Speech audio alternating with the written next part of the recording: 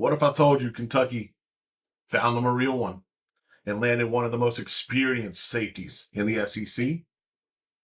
What's going on, everybody? Welcome back to Draft Yoda, where we're data-driven and prospect-focused. Today, we are breaking down Kentucky safety Jordan Castell. Castell currently has a 8.96 grade and is currently my 49th overall prospect, safety number 4 going into the college football season this year. And this is one of those safety evaluations where strengths and weaknesses are pretty clear. They're pretty clear. But let's get into it. Jordan Castell came out of West Orange High School outside of Orlando, Florida. 4-star safety, rated as the number 13 player at his position nationally out of high school. Very strong recruiting profile. This is not some unknown late bloomer. He had real power forward safety prospects, size, athletic ability, and early expectations. Signed with Florida and got on the field almost immediately. Started 11 of 12 games his freshman season. Tells you right off the bat, staff trusted him. You don't start a true freshman in the SEC, especially a safety, unless you got trust in the kid. As a true freshman, made an early impact, especially really made a name for himself when they played number 10, Tennessee. He had a 10-tackle game, earned himself SEC Freshman of the Week, and Sean Alexander Freshman of the Week honors. That matters. That's the kind of player he showed you right then, the kind of player he could be. Physical, active around the football, and willing to tackle. Not overwhelmed by the SEC stage, especially playing a ranked team. That's a freshman that did that. So, and took the job. Totaled 168 tackles, 12 pass deflections, and 3 interceptions while at Florida. That's a real resume. That's not just traits, it's production, experience, and 3 years of SEC football. In 2025, he started 10 games. He ranked 3rd on Florida's defense, 54 tackles, and shared the lead on the team with 2 interceptions. One of them came against Texas, one of them against Texas A&M.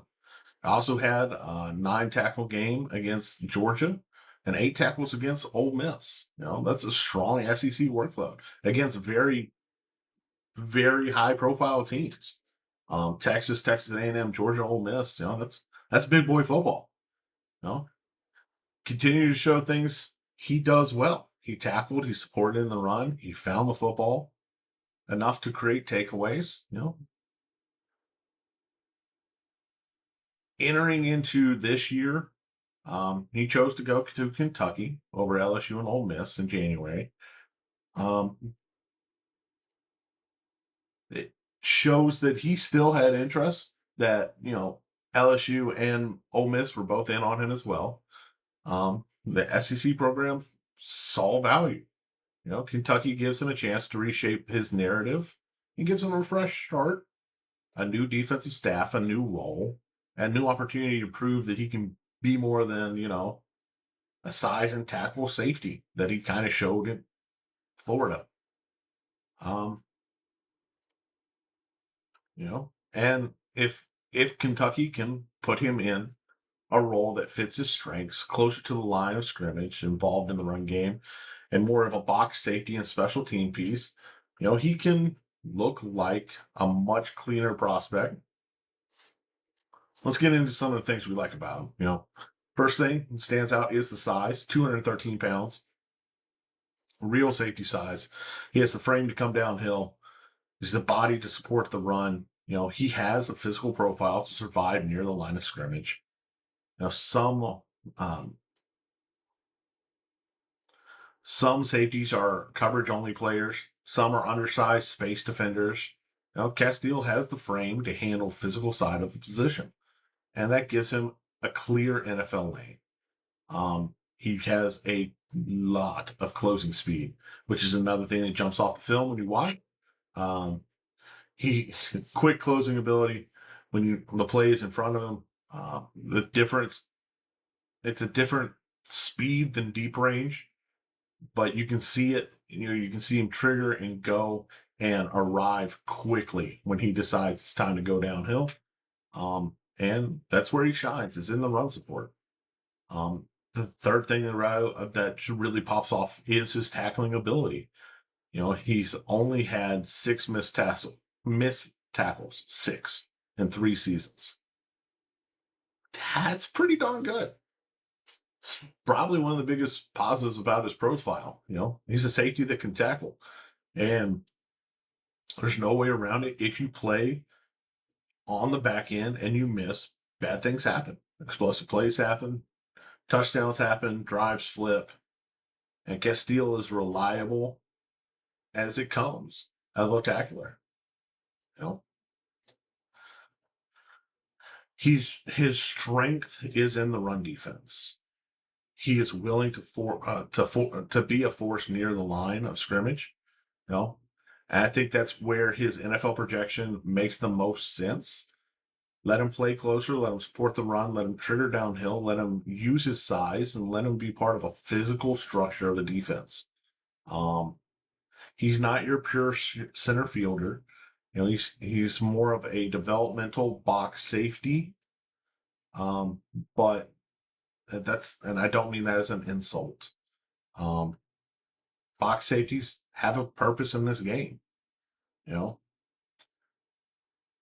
He also brings some ball production. He had 2 interceptions in 2025. Texas and Texas A&M.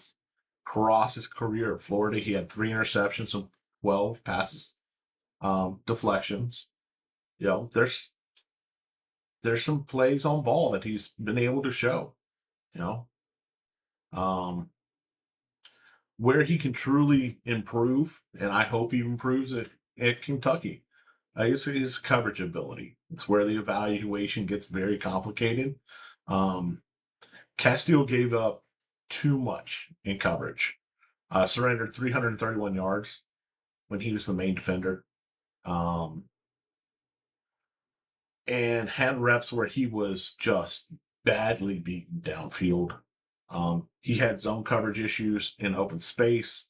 He allowed big plays when his eyes drifted from depth. The deep range doesn't fully match the time speed on tape. And it's the reason where he's at. The size and speed, tackling experience put him on the board, but his coverage keeps the grade lower. The time speed is there, but the deep field range does not always show up the way you want it. That matters because if you're playing free safety, range is everything. If you cover ground, if you have to stay disciplined, you have to cover ground, you have to stay disciplined. You have to take the right angles. You have to understand the route combinations. You have to avoid false steps. With Castell, I do not think the best NFL version is asking him to play single high all game. That's not who he is. I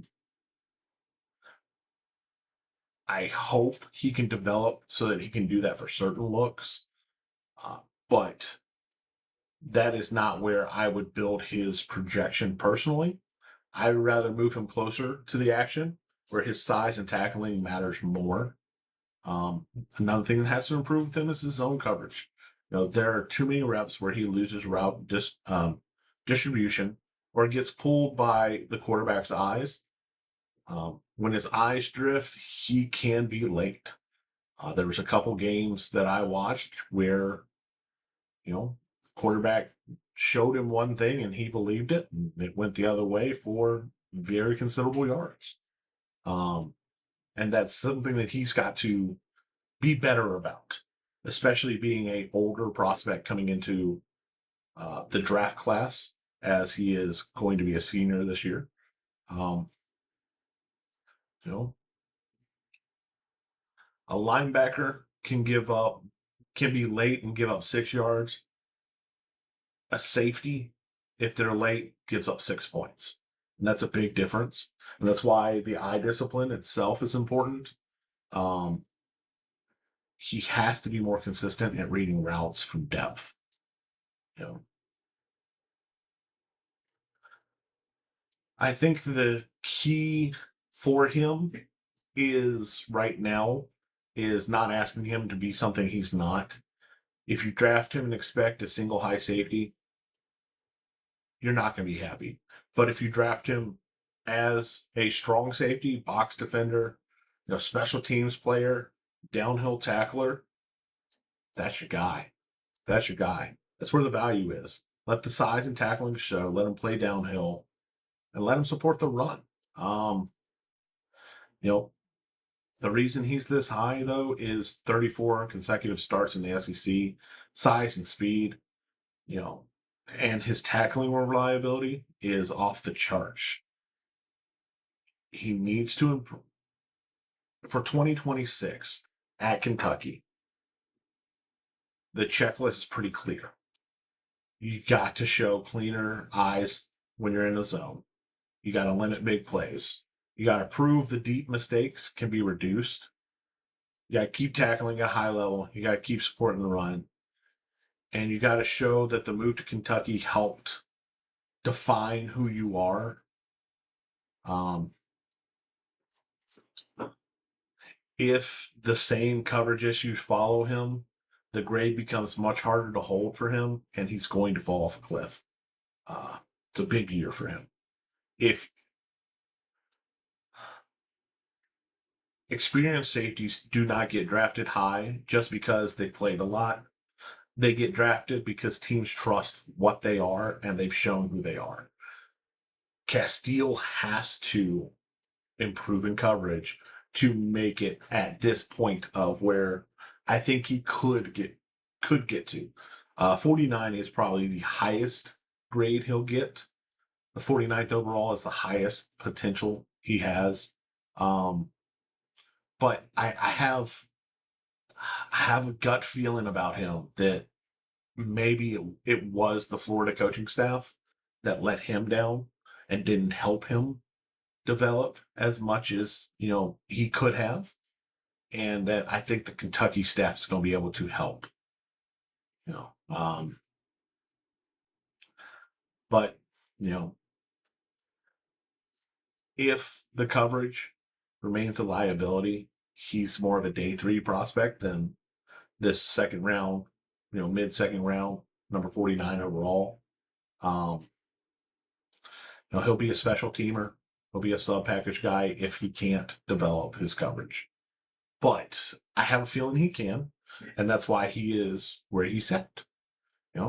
My draft grade on him is an 8.96 out of 10.